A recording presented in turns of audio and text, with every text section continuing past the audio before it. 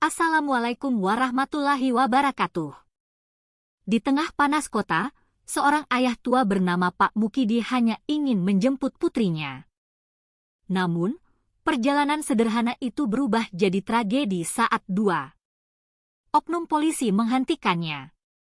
Vespa hitam kesayangannya dibakar, tubuhnya dipukuli, dan kehormatan rakyat kecil diinjak di depan umum. Dari sanalah Intan putrinya bangkit melawan ketidakadilan.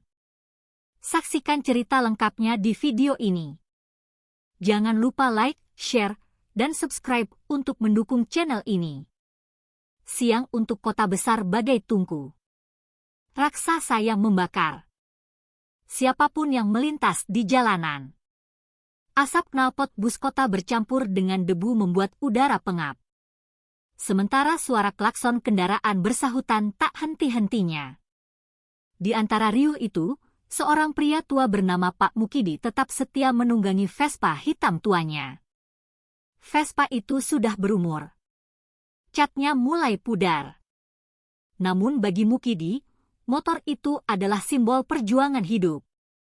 Dengan tubuh kurus, wajah keriput yang dipenuhi peluh, ia tetap teguh mengarahkan kendaraannya ke arah sekolah putrinya, Intan. Ia ingin tiba tepat waktu menjemput anak sematawayangnya di tengah kepadatan kota. Namun, perjalanan itu tiba-tiba terhenti. Suara sirene keras memecah hiruk-pikuk jalan protokol membuat orang-orang menoleh. Dari kejauhan, dua sosok berseragam coklat mengendarai motor patroli dengan sikap angkuh. Karno dan Herman, dua polisi bertubuh besar, tegap, dan berwajah keras menyorotkan tatapan tajam ke arah Pak Mukidi. Dengan isyarat tangan yang kasar, mereka memaksa Vespa hitam itu menepi ke trotoar. Pemandangan itu langsung menyedot perhatian pejalan kaki yang berlalu lalang. Sebagian mulai memperlambat langkahnya. Ingin tahu apa yang terjadi? Pak Mukidi yang tak merasa bersalah tetap menuruti perintah itu. Ia menepikan motornya di antara kerumunan orang yang penasaran. Hawa panas semakin menyengat. Peluh menetes deras dari dahinya, namun ia berusaha tetap tenang. Sementara itu, Karno dan Herman turun dengan langkah berat. Postur tubuh mereka yang tinggi besar menambah kesan menakutkan. Mereka berjalan mendekat seakan dua raksasa yang siap memangsa-mangsanya. Tatapan arogan terpampang jelas di wajah mereka. Seolah sudah yakin bahwa pria tua itu akan jadi target empuk. Situasi berubah hening sesaat. Klakson kendaraan masih terdengar di kejauhan. Tapi di titik itu semua mata tertuju pada Pak Mukidi dan dua oknum polisi itu. Karno menyilangkan tangan di dada. Herman menatap tajam dengan mata melotot. Tanpa basa-basi, mereka langsung berdiri di depan Mukidi membuatnya terkepung. Seolah-olah seorang pria tua dengan Vespa. Tuanya adalah penjahat besar yang harus diadili di tengah jalan. Trotoar yang biasanya jadi tempat pejalan kaki kini berubah menjadi arena pertunjukan yang menegangkan dan warga kota menjadi saksi bisu dari awal sebuah peristiwa kelam. Pak Mukidi yang masih berusaha tenang membuka dompet kulit tuanya dengan tangan yang sedikit bergetar karena kelelahan dan panas siang. SIM dan STNK ke Karno. Semua dokumen itu lengkap masih terlaku. Tak ada yang cacat. Ia bahkan menyodorkannya dengan sopan. Berharap pemeriksaan ini cepat selesai. Namun wajah Karno justru tidak berubah. Dari balik kacamata hitam yang menempel di matanya terlihat jelas sikap meremehkan. Ia menerima berkas itu hanya sekadar formalitas lalu memutar kepalanya setelah mencari alasan lain untuk menjerat pria tua di hadapannya. Karno kemudian menggeleng perlahan senyum sinis terbentuk di bibirnya dengan nada penuh kepalsuan. Ia berkata lantang bahwa Pak Mukidi telah melanggar marka jalan di persimpangan sebelumnya. Tuduhan itu terdengar konyol.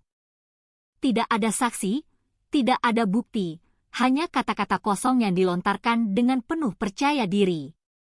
Di tengah suara klakson kendaraan yang bersahutan, tuduhan itu terasa dipaksakan. Orang-orang yang menonton pun mulai saling berbisik. Sebagian menggelengkan kepala, paham bahwa ada sesuatu yang tidak beres dalam pemeriksaan ini. Herman yang berdiri di sisi kanan mendadak maju selangkah. Dengan suara keras yang memekakkan telinga, ia membentak Pak Mukidi agar segera turun dari Vespa hitamnya. Bentakannya membuat beberapa pejalan kaki kaget. Bahkan ada yang terhenti sejenak menonton. Suara itu terdengar seakan ia sedang menghadapi seorang penjahat kelas kakap. Padahal yang berdiri di depannya hanyalah seorang pria tua dengan motor tua. Pak Mukidi terdiam sesaat, merasa diperlakukan tidak adil. Namun, demi menghindari keributan, ia perlahan-lahan turun dari Vespa dengan wajah yang tetap berusaha sabar. Kerumunan semakin padat. Orang-orang yang melintas dengan motor dan mobil memperlambat laju kendaraannya untuk melihat apa yang terjadi. Ada yang berani mengeluarkan ponsel merekam diam-diam. Semua mata kini tertuju pada Pak Mukidi yang berdiri di bawah teriknya matahari berhadapan dengan dua polisi berbadan besar yang jelas-jelas sedang mencari alasan untuk menindas. Dari sebuah pemeriksaan biasa, suasana berubah menjadi panggung ketidakadilan yang dipertontonkan di tengah kota dan Pak Mukidi dipaksa memainkan peran sebagai korban yang tak berdaya. Karno meraih kunci Vespa hitam Pak Mukidi dengan kasar seolah barang itu milik pribadinya. Kunci yang selalu menjadi pegangan Pak Mukidi kini berpindah tangan digenggam oleh seseorang yang seharusnya melindungi rakyat bukan merampas haknya. Dengan suara rendah tapi syarat kesombongan. Karno menyebutkan syarat agar Vespa itu bisa kembali Rp500.000. Angka yang begitu besar dilemparkan seenaknya di tengah jalanan kota yang panas. Warga yang menyaksikan ikut terdiam tidak percaya mendengar nominal sebesar itu untuk sebuah pelanggaran yang bahkan tidak pernah terjadi. Pak Mukidi mematung sesaat. R00.000 bagi pria tua sepertinya bukan uang kecil. Itu sama saja dengan biaya beras, listrik, dan kebutuhan hidup keluarganya selama berminggu-minggu. Tuduhan melanggar marka jalan pun terasa mengada-ada. Apalagi dengan denda setinggi itu. Wajahnya mulai memerah bukan karena panas matahari semata, tapi karena darahnya mendidih menahan amarah. Sementara Karno hanya berdiri dengan sikap congkak. Seakan uang itu bukanlah bentuk pemerasan, melainkan haknya. Herman menambahkan tekanan dengan suara lantang, mengulang perintah agar Mukidi segera membayar. Nada bicaranya kasar, nyaring, membuat orang-orang di sekitar semakin gemetar. Ada pedagang kaki lima yang menunduk.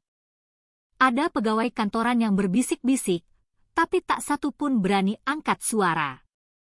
Semua orang tahu melawan aparat sama saja menggali kubur sendiri. Namun, berbeda dengan mereka, Pak Mukidi berdiri tegak. Ia menggeleng dengan tegas menolak permintaan itu mentah-mentah. Tidak, saya tidak bersalah. Surat saya lengkap. Saya tidak akan bayar sepeser pun. Suara Pak Mukidi akhirnya pecah, keras, dan lantang. Meski tubuhnya rentah. Emosinya meledak, namun kata-katanya jernih penuh keyakinan. Wajahnya merah, tangannya mengepal, dan matanya menatap lurus ke arah Karno. Ia bukan hanya menolak untuk diperas, tapi juga sedang mempertahankan harga dirinya di depan semua orang. Momen itu menjadi pertanda awal. Benturan antara seorang rakyat kecil yang berpegang pada kebenaran melawan dua aparat yang mabuk kuasa di tengah kota. Tamparan keras dari tangan Herman mendarat di wajah Pak Mukidi tanpa ampun. Suara plek itu menggema di tengah hiruk-pikuk lalu lintas membuat orang-orang di sekitar sontak terdiam. Bibir Pak Mukidi pecah, darah segar langsung mengalir di sudut mulutnya. Helm putih tuanya terlepas jatuh berguling ke aspal yang panas. Tubuh renta itu limbung. Namun Mukidi masih mencoba berdiri tegak. Matanya bergetar menahan sakit dan rasa terhina yang begitu dalam. Belum sempat ia memulihkan diri, Karno melayangkan tendangan keras ke arah Vespa hitam kesayangannya. motor tua itu terguncang keras lalu roboh ke sisi trotoar. Besi dan bodinya beradu dengan lantai semen hingga menimbulkan suara dentuman nyaring. Suara itu memantul di antara dinding-dinding gedung tinggi seolah mengumumkan pada seluruh kota bahwa sebuah ketidakadilan sedang dipertontonkan. Karno tidak berhenti di situ. Ia menginjak-injak badi Vespa yang sudah terjatuh dengan wajah puas seperti sedang meremukan harga diri pemiliknya. Warga yang menonton semakin banyak. Pejalan kaki yang semula hanya ingin tahu kini mulai mengangkat ponsel mereka. Merekam setiap detik peristiwa itu. Suara bisik-bisik terdengar. Ada yang bergumam geram, ada yang mengutuk dalam hati. Namun, tak seorang pun berani melangkah maju. Ketakutan terhadap seragam coklat masih terlalu kuat. Orang-orang hanya bisa menjadi saksi. Sementara dua aparat yang seharusnya menjaga ketertiban justru mempermalukan rakyat kecil di depan publik. Pak Mukidi yang berdiri dengan tubuh goyah menatap pemandangan itu dengan hati teriris. Vespa hitam yang sudah menemaninya sejak muda kini diperlakukan seperti sampah di tengah jalan kota. Motor itu bukan sekedar alat transportasi, melainkan saksi hidup perjuangannya bersama almarhum istrinya. Melihatnya diinjak-injak dengan brutal membuat dada Mukidi bergemuruh. Bukan hanya karena rasa sakit fisik, tapi juga karena kehormatan dan kenangan hidupnya diinjak di hadapan banyak orang. Dan di momen itu wajahnya yang penuh darah menjadi simbol penderitaan rakyat kecil di tengah kota yang semakin buta nurani.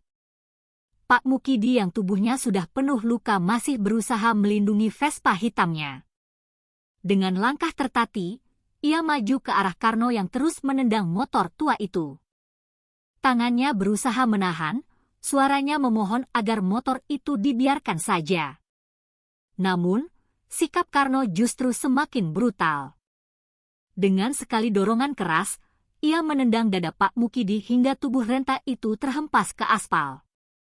Suara benturan tubuhnya terdengar jelas, membuat beberapa warga menjerit kecil, namun tak ada yang berani menolong. Karno kemudian tertawa sinis sambil menatap Vespa yang tergeletak di trotoar. Herman ikut mendekat dengan senyum puas di wajahnya. Mereka seolah menikmati penderitaan seorang pria tua yang tak berdaya. Karno lalu mengeluarkan botol plastik berisi bensin dari motor patrolinya. Dengan gerakan seenaknya, ia menyiramkan cairan itu ke atas badi Vespa hitam. Sementara Herman menyoraki dengan suara keras. Bau bensin langsung menyengat hidung membuat kerumunan warga mundur setengah langkah. Menyadari apa yang akan terjadi tanpa sedikit pun rasa ragu Karno menyalakan korek api. Nyala kecil itu tampak begitu kejam ketika didekatkan ke tubuh Vespa yang sudah basah oleh bensin. Dalam sekejap api menjalar cepat melahap jok, badi hingga ket kusam Vespa hitam itu. Suara letupan kecil terdengar diiringi percikan api yang menari-nari liar. Wajah Karno dan Herman semakin puas tawa mereka pecah. Seakan baru saja memenangkan sebuah pertempuran melawan musuh besar, padahal yang mereka kalahkan hanyalah seorang rakyat tua tak berdaya dan motor kesayangannya. Asap hitam pekat segera membumbung tinggi menutupi pandangan jalanan kota. Suaranya berderak. Besi yang terbakar mengeluarkan aroma tajam. Orang-orang yang merekam dengan ponsel mulai berteriak. Sebagian menutup mulut dan hidung karena tak tahan dengan asap. Bagi Pak Mukidi yang terkapar, pemandangan itu adalah luka paling dalam. Vespa hitamnya, warisan penuh kenangan bersama almarhum istrinya hancur di depan matanya. Api itu bukan hanya membakar motor tua, tetapi juga membakar harga diri dan kenangan hidup seorang ayah di tengah hiruk-pikuk kota yang membisu. Kerumunan warga semakin padat di trotoar dan pinggir jalan. Sopir angkot yang melintas ikut menepi. Pedagang kaki lima berhenti melayani pembeli. Bahkan pegawai kantoran yang baru pulang kerja menyempatkan diri berdiri di bawah terik matahari. Semua mata tertuju pada api yang terus melahap Vespa hitam milik Pak Mukidi. Suara bisik-bisik terdengar di mana-mana. Ada yang mengumpat pelan, ada pula yang menghela napas panjang. Seakan tak percaya apa yang mereka lihat. Namun, tidak satu pun dari mereka yang berani melangkah maju. Karena di hadapan mereka berdiri dua sosok aparat yang bisa berbuat semaunya tanpa takut hukum. Beberapa warga mengangkat ponsel mereka, merekam setiap detik peristiwa itu. Ada yang menyiarkannya langsung ke media sosial. Ada yang hanya menyimpan diam-diam. Rekaman itu menjadi bukti nyata. Tapi di saat yang sama juga menunjukkan betapa warga hanya bisa menjadi saksi, bukan pelaku perubahan. Teriakan kecil sempat terdengar. "Jangan dibakar, Pak. Itu motor orang tua." Namun suara itu segera teredam tenggelam di bawah tatapan tajam Herman yang berputar ke arah kerumunan. Sekejap saja orang-orang kembali diam ketakutan menutup mulut mereka. Api yang menjilat Vespa hitam itu seperti simbol nyata. Bagaimana kuasa aparat bisa menginjak-injak rakyat kecil tanpa ampun? Besi yang meleleh dan ket yang mengelupas seolah menceritakan kepahitan hidup bahwa hukum di kota ini bukan milik orang miskin. Warga yang menonton paham betul. Hari itu bukan hanya sebuah motor tua yang dibakar, melainkan juga harga diri rakyat kecil yang dikorbankan. Simbol keadilan hancur di tengah jalan raya dan tak ada seorang pun pejabat yang muncul untuk menghentikannya. Pak Mukidi masih tergeletak di aspal. Tubuhnya lemah. Matanya berkaca-kaca menatap motornya yang berubah jadi bara. Warga menatapnya dengan iba, namun ketakutan menahan langkah mereka. Api itu terus membara. Asap hitam menutupi pandangan kota. Seolah menyelimuti nurani yang ikut terbakar bersama Vespa hitam itu. Saat itu, kota tidak hanya menjadi saksi, tapi juga ikut bersalah karena membiarkan kekuasaan zalim berdiri di atas penderitaan seorang rakyat kecil di sekolah. Suasana kelas yang tadinya ramai mendadak hening bagi Intan ketika ponselnya berdering. Dari seberang suara seorang tetangga terdengar panik memberitahu bahwa ayahnya baru saja dipukuli aparat di jalan raya. Kata-kata itu menusuk telinga Intan seperti pisau. Wajahnya seketika pucat. Tangannya gemetar memegang ponsel. Ia tidak percaya. Seorang ayah yang setiap hari penuh kasih sayang menjemputnya dengan Vespa hitam tua kini disebut-sebut terkapar di jalanan. Tanpa pikir panjang, Intan berlari meninggalkan bangku sekolahnya. Teman-temannya hanya bisa terdiam melihat ia keluar dengan wajah panik. Dengan napas terengah-engah, ia segera menghentikan sebuah angkot di depan gerbang sekolah. Duduk di kursi yang bergoyang karena jalanan berlubang. Jantung Intan berdegup kencang tak terkendali. Ia meremah serok abu-abunya erat-erat. Pikirannya dipenuhi gambaran buruk tentang ayahnya. Suara klakson kendaraan dan teriakan kernet. Angkot yang berusaha mencari penumpang lain seolah lenyap dari telinganya. Hanya ada kecemasan yang terus berputar. Setiap detik perjalanan menuju rumah sakit terasa sangat panjang. Wajah ayahnya terbayang jelas di kepalanya. Penuh senyum lembut yang kini ia takutkan telah berubah jadi wajah penuh luka. Tatapannya kosong. Menembus kaca jendela angkot yang berdebu, melihat gedung-gedung tinggi kota yang berdiri kokoh. Namun baginya hari itu semuanya tampak dingin dan tak peduli. Inta menggigit bibirnya, menahan air mata yang ingin jatuh. Tapi semakin ditahan, semakin deras pula hatinya berteriak. Ketika sampai di depan rumah sakit, Intan hampir jatuh saat menuruni angkot karena tergesa-gesa. Nafasnya memburu, keringat bercampur dengan air mata yang mulai mengalir. Ia berlari melewati pintu darurat, menembus bau obat-obatan yang menusuk hidung. Langkahnya tergesa, suaranya tercekat, namun hatinya tegas. Ia harus menemukan ayahnya sekarang juga. Semua bayangan buruk yang ada di pikirannya harus segera terjawab. Meski ia takut, jawaban itu akan melukai hatinya lebih dalam lagi. Begitu tiba di ruang perawatan rumah sakit kota, langkah Intan terhenti. Di hadapannya terbaring sosok yang paling ia cintai, ayahnya, Pak Mukidi. Tubuh tua itu penuh luka lebam. Bibirnya pecah dan perban menutupi dahinya yang masih mengeluarkan darah segar. Selang infus menusuk tangan kirinya, sementara nafasnya terdengar berat, teratur, namun menyakitkan. Pemandangan itu menghantam Intan seperti palu godam membuat air matanya jatuh tanpa bisa ditahan. Seorang ayah yang selalu ia kenal penuh kasih sayang kini menjadi korban kezaliman aparat yang seharusnya melindungi. Dengan suara parau dan pelan, Pak Mukidi mulai menceritakan semua yang ia alami. Kata-katanya terputus-putus. Sesekali ia terbatuk karena menahan sakit. Namun dengan penuh tekad, ia tetap melanjutkan. Seolah tidak ingin satu detail terlewat. Ia menceritakan bagaimana Karno dan Herman menghentikannya di tengah kota, bagaimana mereka mengada-ada dengan tuduhan pelanggaran hingga akhirnya memeras dan memukul dirinya. Puncaknya, ia dengan suara lirih menggambarkan bagaimana Vespa hitam kesayangannya disiram bensin dan dibakar di depan mata. Seolah harga dirinya dipermalukan di hadapan seluruh kota dan mendengarkan dengan tubuh bergetar. Tangannya menggenggam erat tangan ayahnya. Air mata jatuh tanpa henti, tapi di balik tangisan itu ada api lain yang mulai berkobar. Api amarah yang tak bisa dipadamkan oleh kesedihan. Setiap kata ayahnya menjadi bahan bakar, setiap luka yang ia lihat menjadi bara yang menguatkan.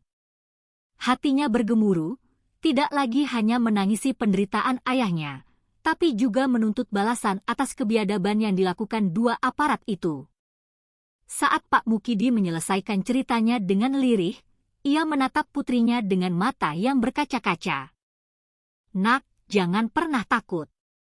Mereka memang berkuasa, tapi kebenaran ada di pihak kita. Kalimat itu menancap dalam hati Intan, berubah menjadi sumpah. Tangisan di wajahnya kini berganti dengan tatapan yang tajam.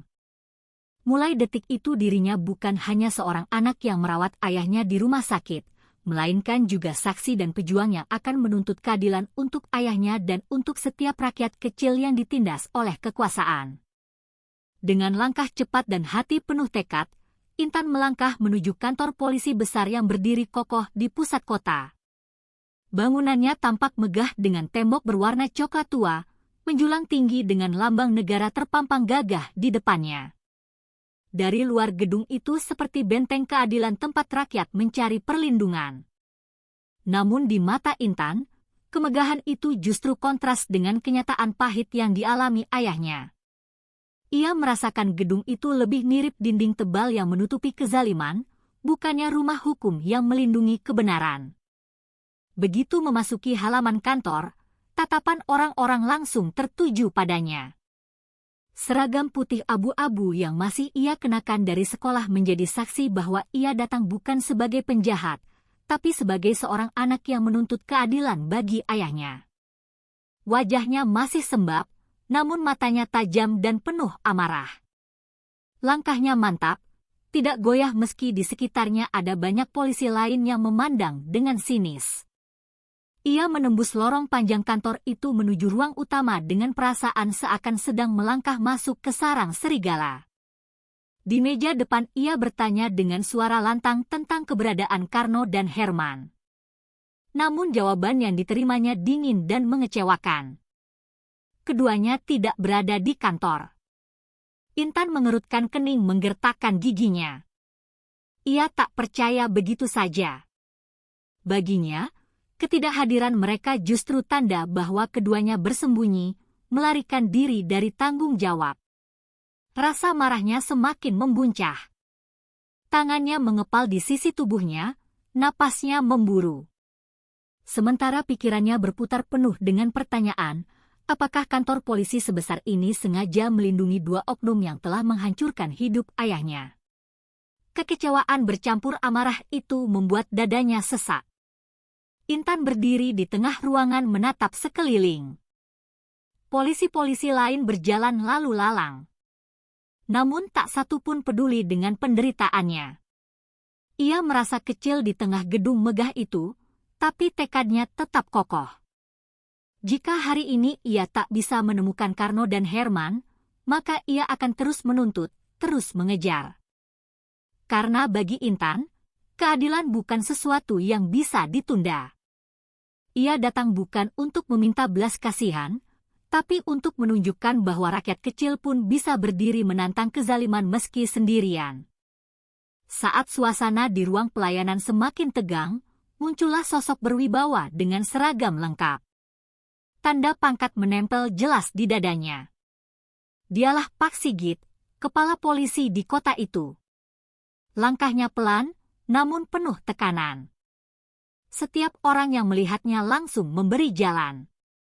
Aura yang ia bawa seakan ingin menunjukkan bahwa dialah penguasa tertinggi di dalam gedung itu. Intan yang masih berdiri dengan wajah merah padam segera menoleh, menatap sosok yang datang mendekat dengan campuran marah dan berharap. Pak Sigit berbicara dengan nada tenang seolah ingin meredakan api yang sudah terlanjur menyala. Ia menyapa Intan dengan suara lembut mencoba menunjukkan empati dengan nada diplomatis. Iwanda Agama menanggung seluruh biaya rumah sakit ayahnya. Bagi sebagian orang itu terdengar seperti sebuah solusi, sebuah janji baik hati dari pimpinan polisi. Namun bagi Intan, kata-kata itu justru terdengar hambar, dingin dan penuh dengan kepura-puraan. Janji itu bagaikan plester murahan yang ditempelkan di atas luka yang dalam. Lebih lagi sekadar kata-kata.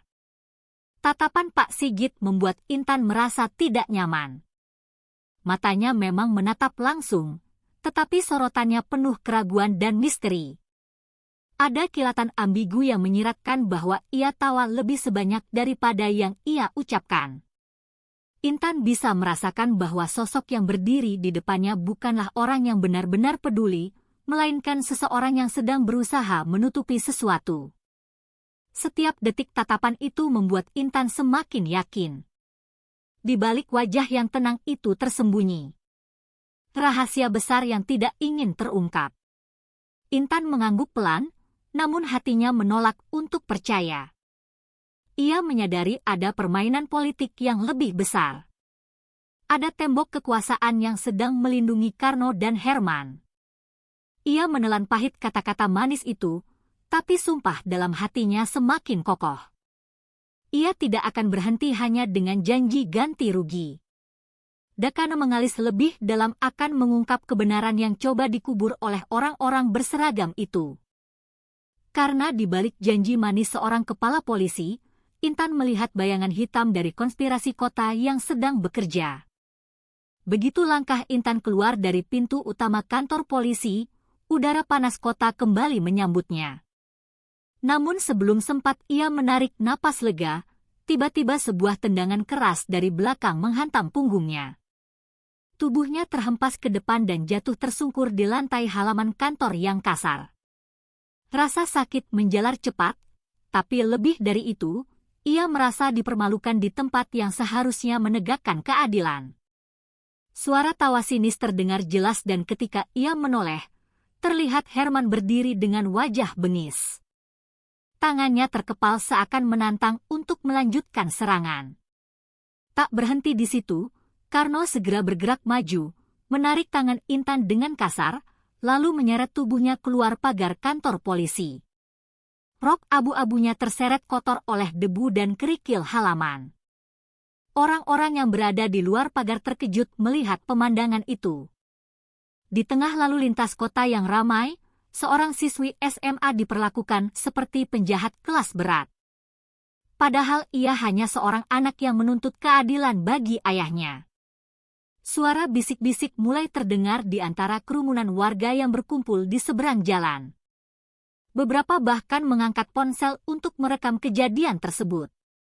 Karno dan Herman tak peduli dengan sorot mata orang-orang. Mereka menampar, menendang, dan memukul Intan di depan publik. Dengan suara keras, Herman berteriak bahwa ini adalah peringatan bagi siapa saja yang berani melawan sistem. Karno menambahkan dengan ancaman dingin bahwa setiap orang kecil yang mencoba menentang aparat akan berakhir seperti Intan. Kata-kata itu dilontarkan lantang, seolah ingin menegaskan bahwa mereka bisa melakukan apa saja tanpa takut konsekuensi. Di tengah panasnya siang, suara ancaman itu terasa lebih menusuk daripada teriknya matahari. Intan meringis menahan sakit, tubuhnya penuh luka dan memar.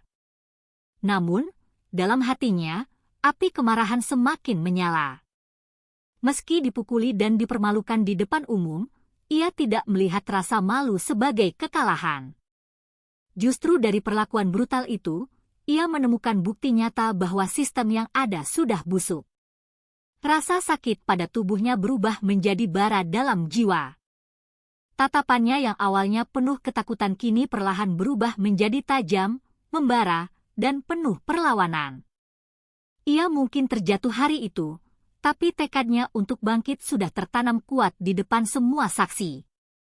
Dengan tubuh penuh luka dan wajah berlumuran debu, Intan perlahan bangkit dari tanah. Nafasnya terengah, tapi tatapannya berubah. Mata yang sebelumnya redup kini menyala tajam. Seakan ada bara api yang bangkit dari dalam dirinya. Setiap orang yang menyaksikan bisa merasakan perubahan itu. Gadis muda yang tadi diperlakukan sebagai korban kini berdiri dengan aura yang berbeda. Luka-luka di tubuhnya bukan lagi tanda kelemahan, melainkan bukti perjuangan yang memberinya kekuatan baru. Karno maju dengan congkak merasa gadis itu sudah tidak mampu berbuat banyak. Namun sebelum ia sempat berteriak, Intan melayangkan sebuah pukulan keras ke wajahnya. Suara benturan terdengar jelas membuat tubuh besar Karno terhuyung lalu tersungkur ke tanah. Warga yang menonton terkejut. Beberapa bahkan berteriak kaget. Polisi bertubuh besar yang biasanya menindas rakyat kecil kini roboh hanya oleh satu pukulan dari seorang siswi SMA. Pemandangan itu membuat orang-orang terdiam. Lalu perlahan sorakan kecil mulai terdengar dari kerumunan. Herman yang melihat rekannya terkapar langsung maju dengan emosi.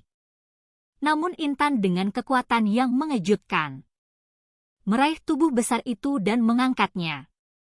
Semua warga menahan napas, tak percaya dengan apa yang mereka saksikan. Dengan gerakan penuh tenaga, Intan membanting Herman ke pagar kantor polisi. Suara pagar berderak keras. Besi yang kokoh itu bahkan berguncang hebat. Tubuh Herman terkapar, meringis kesakitan, tidak lagi bisa berdiri dengan gagah seperti sebelumnya. Adegan itu seketika membalikkan keadaan dari korban menjadi penyerang. Kerumunan warga pun pecah dengan sorakan. Mereka berteriak, bersorak, dan beberapa bahkan mengangkat tangan tinggi-tinggi mendukung Intan. Kamera ponsel yang merekam kejadian itu terus menyala mengabadikan momen kebangkitan. Seorang gadis yang menolak tunduk pada ketidakadilan. Di depan semua saksi, Intan tidak hanya membela dirinya sendiri, tapi juga menjadi simbol perlawanan rakyat kecil terhadap arogansi kekuasaan. Hari itu di halaman kantor polisi lahirlah suara lantang dari seorang korban yang berani berkata korban tidak selamanya kalah. Malam itu setelah kejadian mengejutkan di halaman kantor polisi, Intan duduk sendiri di kamar rumah sakit tempat ayahnya dirawat. Lampu neon redup menyinari wajahnya yang masih penuh lebam. Tangannya gemetar ketika ponselnya bergetar menandakan sebuah pesan masuk. Saat dibuka, sebuah kalimat singkat namun mengguncang pikirannya. Terpampang jelas. Karno dan Herman hanyalah pion kecil. Vespa hitam itu bukan sekadar moto.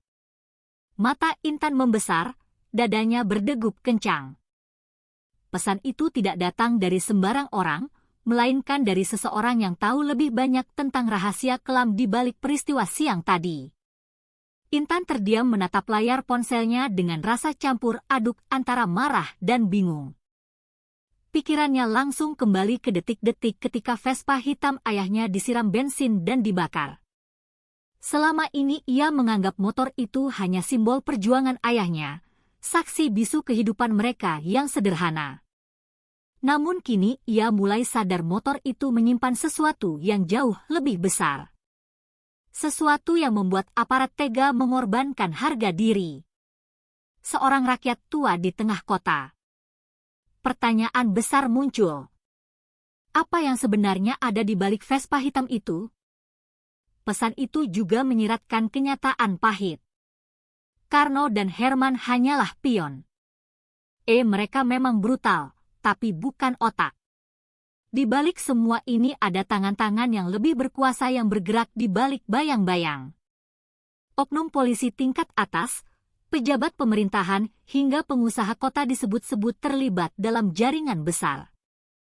Konspirasi itu bekerja rapi, menjadikan aparat lapangan hanya sebagai eksekutor. Sementara para pemilik kuasa tetap duduk nyaman di kursi empuk mereka. Intan menyadari musuh yang ia hadapi bukan hanya dua polisi korup, melainkan sistem yang jauh lebih luas dan berbahaya.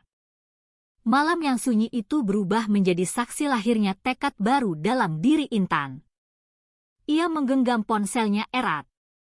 Matanya menatap lurus keluar jendela rumah sakit ke arah kota yang gemerlap namun penuh kebusukan. Ia tahu sejak saat itu langkahnya akan semakin berat. Ia tidak hanya harus membela ayahnya tapi juga melawan jaringan kekuasaan yang berlapis-lapis yang rela menindas rakyat kecil demi menjaga rahasia mereka. Namun Intan juga tahu satu hal pasti.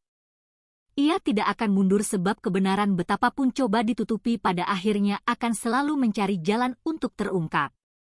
Di ruang rawat rumah sakit yang sunyi, suara detak jarum jam terdengar jelas di dinding.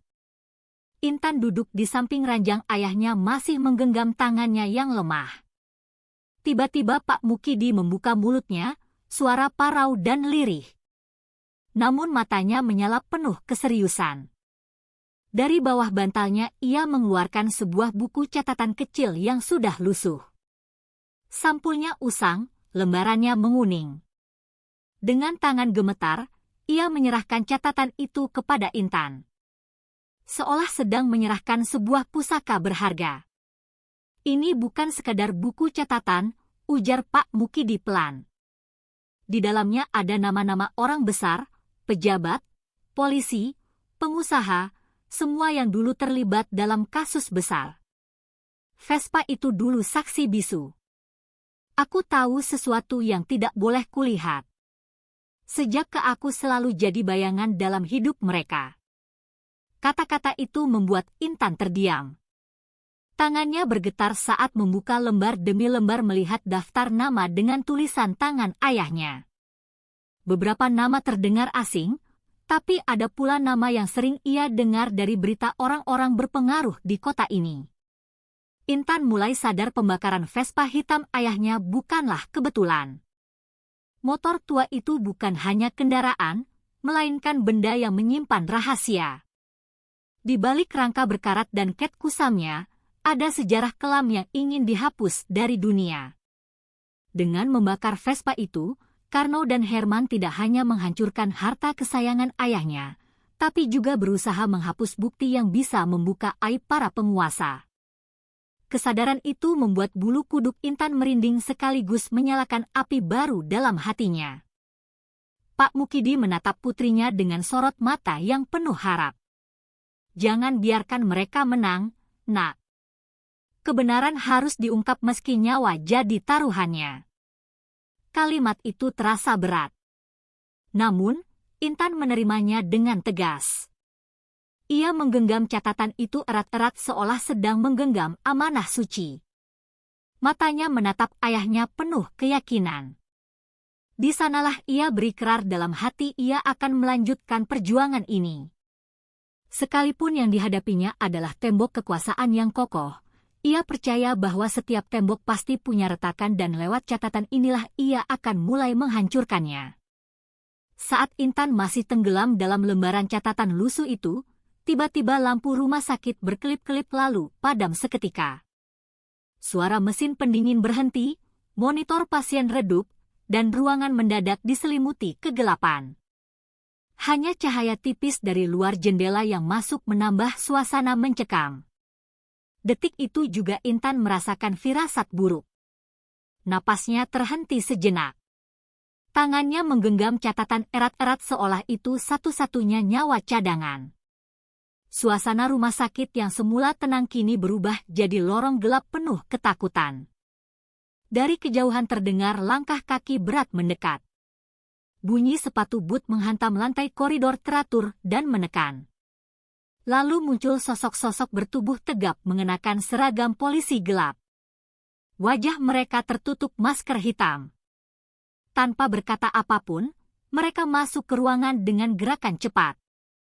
Intan kaget mencoba berdiri untuk menghadang, tapi tubuhnya lemah.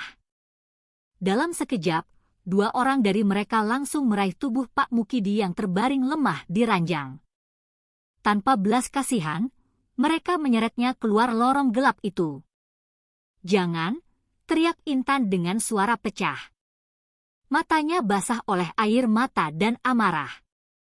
Ia berlari mengejar, tapi satu dari polisi bertopeng itu mendorongnya hingga tubuhnya membentur dinding. Catatan di tangannya hampir terlepas. Namun, ia berhasil menggenggamnya erat. Dalam keremangan, Intan hanya bisa melihat bayangan ayahnya yang diseret. Tubuh renta itu tidak berdaya. Tangisan dan teriakannya menggema, tapi tidak ada satupun perawat atau dokter yang berani mendekat. Semua seperti membeku seolah terjebak dalam ketakutan yang sama. Ketika lorong kembali sepi, Intan jatuh terduduk. Tubuhnya gemetar hebat. Matanya menatap ke lantai dan di sana tergeletak sesuatu. Helm Vespa hitam ayahnya kini penuh darah yang masih basah. Ia meraihnya dengan tangan bergetar. Dadanya bergemuruh hebat. Helm itu adalah pesan terakhir tanda bahwa konspirasi kota benar-benar nyata dan telah menunjukkan wajah aslinya. Malam itu, Intan sadar perjuangan belum selesai, justru baru saja dimulai. Dan lawan yang dihadapinya bukan lagi hanya 2 oknum polisi, melainkan kekuatan gelap yang menguasai seluruh kota. Polisi adalah wajah negara yang paling dekat dengan rakyat. Setiap kali masyarakat menghadapi masalah dari urusan keamanan hingga keselamatan, aparat kepolisianlah yang pertama kali hadir.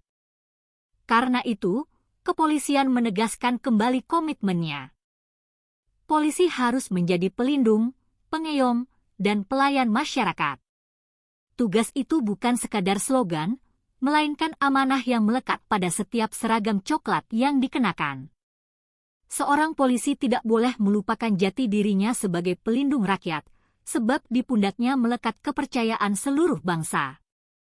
Komitmen ini menuntut agar setiap tindakan aparat di lapangan berlandaskan hukum, etika, dan rasa kemanusiaan. Tidak ada ruang bagi kesenang-wenangan, tidak ada tempat bagi arogansi.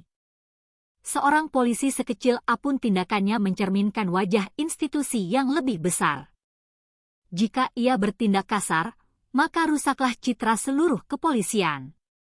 Sebaliknya bila ia hadir dengan sikap manusiawi menolong tanpa pamrih, maka harapan akan hukum akan kembali tumbuh. Itulah sebabnya hukum dan etika harus menjadi pedoman utama dalam setiap langkah. Lebih dari itu, polisi harus menyadari bahwa masyarakat bukanlah musuh, melainkan saudara yang harus dilindungi. Aparat dituntut untuk hadir bukan dengan wajah garang yang menakutkan, tetapi dengan sikap bersahabat yang menenteramkan. Kehadiran polisi di jalanan, di pasar, di terminal, atau di desa-desa harus membawa rasa aman, bukan rasa tertekan. Inilah makna sebenarnya dari kata mengayomi, menjadikan rakyat kecil merasa punya pelindung bukan lawan. Dengan begitu jarak antara polisi dan rakyat akan hilang digantikan dengan rasa saling percaya. Komitmen untuk mengayomi dan melindungi juga berarti siap mengorbankan kepentingan pribadi demi kepentingan masyarakat luas. Polisi sejati adalah mereka yang berani berdiri di garis depan saat rakyat dalam bahaya. Yang rela menahan panas matahari, dinginnya malam, bahkan ancaman nyawa demi menjaga keselamatan bersama. Itulah panggilan sejati seorang aparat negara. Dengan komitmen yang konsisten, polisi tidak hanya menjadi penegak hukum, tapi juga sahabat rakyat yang selalu dirindukan kehadirannya di tengah masyarakat. Janji kepolisian tidak berhenti pada kata-kata manis semata, melainkan diwujudkan dengan langkah nyata berupa evaluasi menyeluruh. Setiap tindakan aparat di lapangan akan diawasi dengan ketat dan setiap pelanggaran akan ditindak tanpa pandang bulu. Tidak ada lagi ruang bagi oknum untuk bersembunyi di balik seragam karena disiplin internal akan ditegakkan dengan tegas. Polisi yang melanggar etika dan hukum akan diadili. Sebab institusi ini sadar satu orang yang berbuat salah dapat meruntuhkan kepercayaan terhadap seluruh aparat. Perbaikan juga dilakukan melalui sistem pengawasan yang lebih modern dan transparan. Penggunaan teknologi, keterlibatan masyarakat hingga saluran aduan yang terbuka akan diperkuat agar rakyat bisa langsung memantau kinerja kepolisian. Dengan cara ini, polisi tidak lagi bekerja dalam bayang-bayang, melainkan di bawah sorot lampu terang kepercayaan publik. Keterbukaan informasi menjadi kunci agar masyarakat tahu bahwa aparat benar-benar kerja untuk mereka, bukan untuk kepentingan kelompok atau individu tertentu. Transparansi ini bukan sekadar formalitas, tetapi sebuah langkah nyata untuk mengembalikan kepercayaan publik.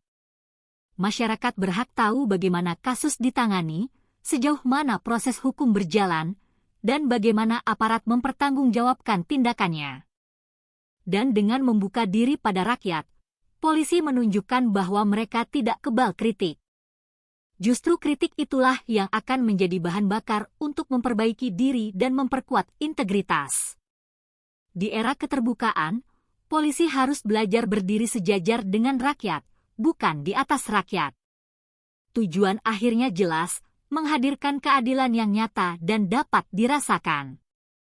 Polisi ingin menghapus citra sebagai penguasa jalanan dan kembali pada jati diri sebagai pengayom masyarakat. Dengan disiplin internal yang kuat dan transparansi yang dijaga, polisi berharap dapat menumbuhkan kembali kepercayaan publik yang sempat hilang. Karena pada akhirnya kekuatan polisi tidak diukur dari seberapa keras mereka menekan, melainkan seberapa besar rakyat percaya pada mereka.